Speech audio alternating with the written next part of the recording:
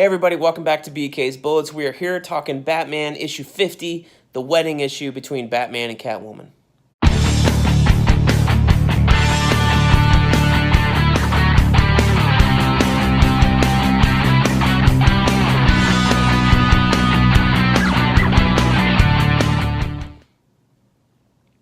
Hey everybody, welcome back to BK's Bullets. As always, I'm your host, Brent. Just getting comfortable here in chair. Still on travel, same day, different story. And I decided to crack a beer in between videos here. Gonna refresh my throat a little bit. So let's talk about something else that's been going on. Oh, that looks terrible. It's been going on in the DC universe. We had talked about Superman and Brian Michael Bendis. We just had Batman issue 50 come out. And that was the wedding issue between Batman and Catwoman. Now, I covered the proposal, I think it was a year ago. Was that issue 25? Maybe it was a little bit before then. But basically, it's been 2 years since we've had Tom King join the Batman title. And a lot of people praise his run, but I think his run is okay. There are some issues that work better than others. There are some storylines that work better than others. What I'm finding with Tom King is he's a very good writer. I really enjoyed The Vision, his Marvel maxi series. If you haven't read that, go check it out for sure. It's a great story. You don't need to bone up on The Vision from Marvel Comics at all to read that. It's self-contained. Great stuff there. And I am reading his Mr. Miracle run, and I'm a little unsure where that's going. Seems to be a little more like all over the place, kind of like these Batman issues have been. A little more all over the place, as in not disjointed, but just there are leaps in time from issue to issue, and there's like, if there's a cliffhanger in the issue, it may or may not be resolved in the next one. So, that being said, his Batman run has been, I think, the weakest of those three, if you just count those three things. I have not read Sheriff of Babylon. I heard it is really good, but I'm also kind of hesitant because apparently this Batman run is supposedly a favorite among fans, and I'm kind of lukewarm on it. Again, lukewarm. I hate that word. But it is what it is. I'm finding like with Tom King, there are some issues that are really dense with plot and story, and there are other issues that are not dense in terms of plot or story. I think my least favorite thing he uses in Batman a lot is these issues, like issue number 50 here, and we're going to get on topic, don't just wait, where it's all letters. It's all letter boxes. It's all almost thought balloons, caption boxes. There was an issue in the I Am Bane or Beating Bane storyline, something like that, where Batman and Catwoman are running around, jumping across rooftops, and it's all caption boxes about why Batman is back. I Am Suicide arc. There's an issue in there. It was just all caption boxes, and it took, when he does that, it tends to be with his artist, Mikhail Yanin, who is a good artist. I really liked him. They had worked on, I think, the Grayson series previous to the Rebirth stuff, which, go check that out. But I liked the Grayson series. It was also written by Tom King, as well as it had a co-writer. There was two guys writing it. I don't know who was doing the lead, all the time or half the time, whatever. But I like those because there was a lot more action and stuff in that. It was a spy series. It didn't feel as spaced out sometimes as these Batman issues do. But so I'm not a fan of these spaced out Batman issues. So Batman proposed to Catwoman, said, "Will you marry me?" She said yes. We found that out like what felt like a year later. We had this long jokes and riddles storyline right after he proposed. So it was a year ago. And at the end of that 12-issue arc, if you can believe it. Now, it wasn't a year because these were double shipping, so it was 6 months. Still, you had to wait 6 months to find out if Catwoman said yes to Batman's marriage proposal. And I was still kind of confused about what that storyline was about because apparently he proposed, she didn't say anything, or she said something, you never found out. They went back to his house, hotel, penthouse, whatever, and he said, "Before you answer my question, I need to tell you the story from the beginning when I was Batman."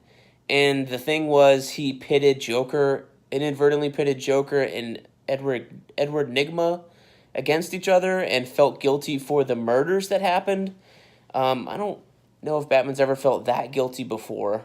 All of his villains are kind of perceived as like a force of nature. Anyway, it was a long story arc. It was okay. There were some good issues in there. But we've been waiting for this wedding to happen for what seems like forever. So 48 and 49, I can definitely say are good issues with the Joker. The Joker comes in, he's pissed that he wasn't invited to the wedding. How he found out about the wedding is anybody's guess. But what's also weird is that this entire time, the wedding has been billed as a wedding between the character of Batman and the character of Catwoman, not Bruce Wayne and not Selina Kyle. In fact, in this issue 50, he talks about the character of Bruce Wayne can't be seen as marrying Selina Kyle or something. I mean, it would raise too many questions.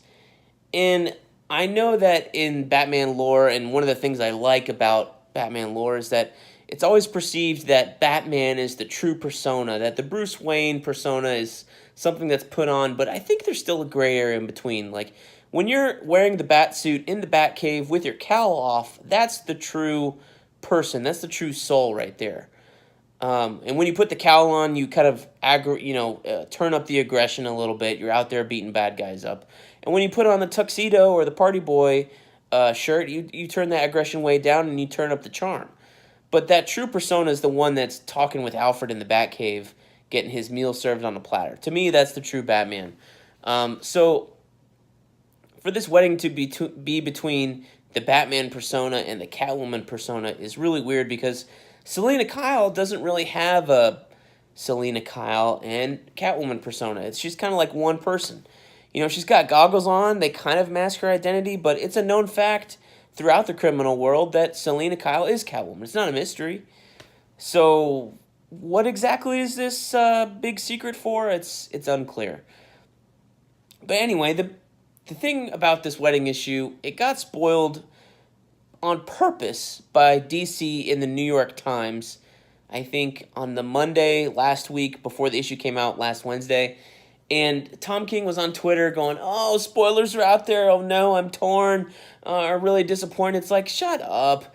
You knew this was going to happen. There was nothing you could do about it. DC decided to promote the issue. You shouldn't have said anything as much as said anything. Because it felt unsincere, I think. There have been other issues like Marvel spoils their events all the time. You never see their writers complaining or whining on Twitter about it. At least I don't remember. You can prove me if I'm wrong. That's okay. I'll own up to it. But nothing felt as disingenuous as this couple of tweets from Tom King on Twitter.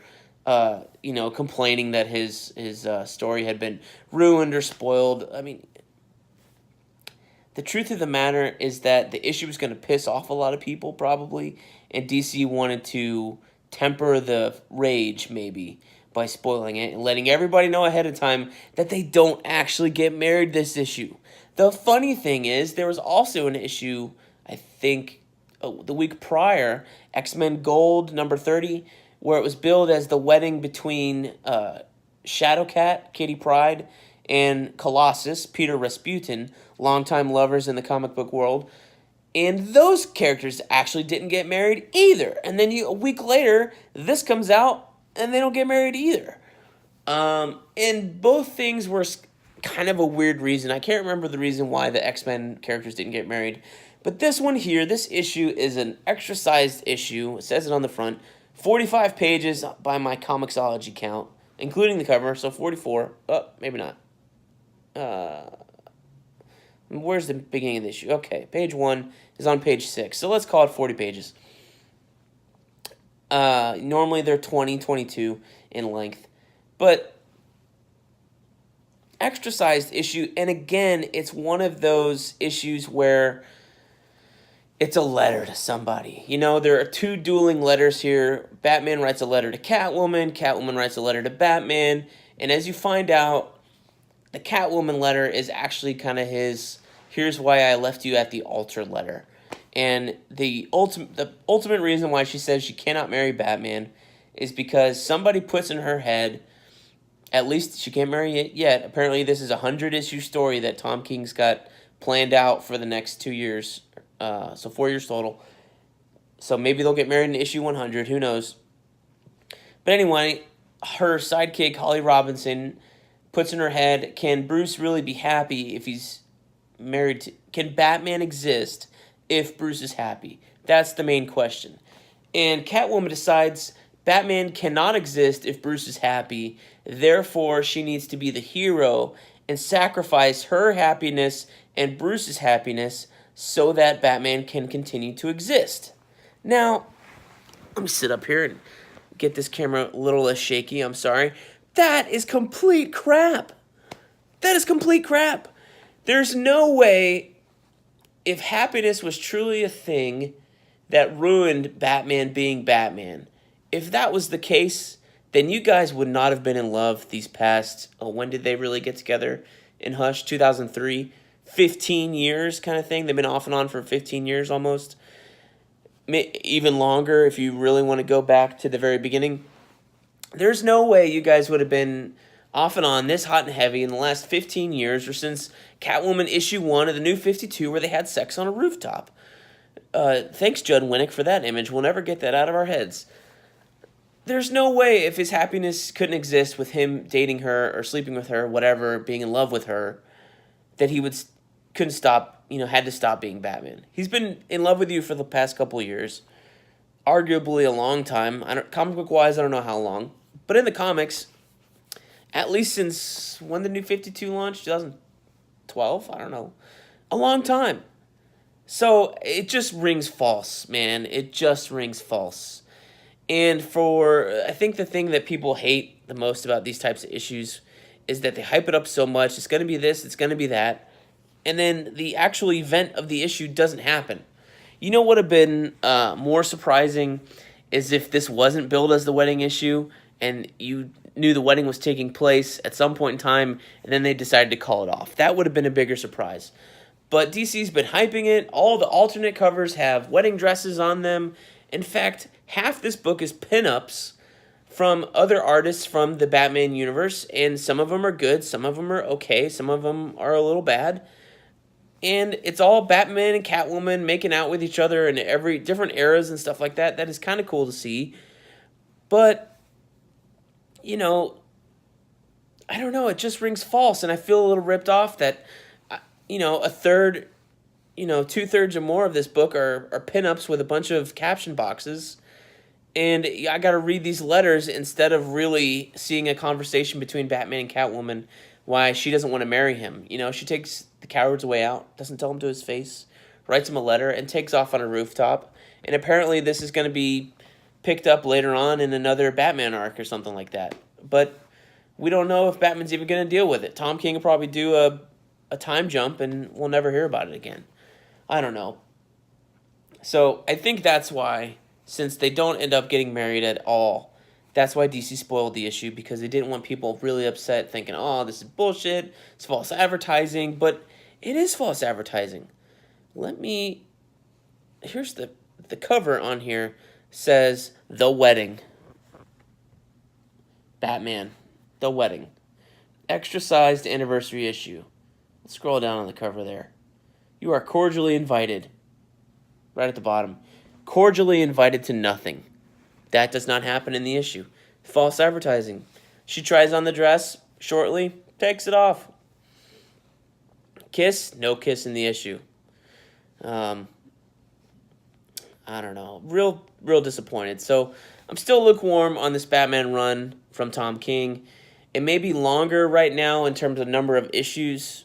I think he's got 2 more before he exceeds Scott Snyder's Batman run. But at this point in time in Scott Snyder's Batman run, you'd had great storylines. You'd had Court of Owls, you'd had Endgame, you'd had Death of the Family, all those Joker storylines. Great stuff where people were like, you got to read this, you got to read this. Greg Capullo on art for pretty much every single issue. And Tom King's run, can I say to anybody, hey, start reading the Rebirth Batman? No, not really. I'm going to go tell him to read Detective Comics instead, because that's a much better book right now than the Batman book. So that's my feelings on Batman 50. If you want to read good Batman stories, start with Scott Snyder, Volume 1, Greg Capullo, The Court of Owls. Check that out and go on from there. If you want to start more recent with the Rebirth stuff, pick up Detective Comics, the one where Clayface and Batwoman and spoiler, and Red Robin are on the cover, and they're joining a team. Batwing joins the team later on. Azrael's in that book, which is really cool. Pick up that book. That series of books, story arcs are great. And if you like that, maybe try the Tom King stuff, but I can't wholeheartedly endorse it because not because I don't know where it's going, but because I haven't finished a story arc by him and felt like, oh wow, that was a really good story arc. Or I haven't really gotten to an end of an issue and gone, I can't wait to read the next issue. Haven't felt that way in a long time with these Tom King run issues of Batman. So that's what I feel about the Batman title right now. If you agree, let me know. If you disagree, let me know. What's your favorite Batman run of all time? Who's your favorite Batman artist? Let me know.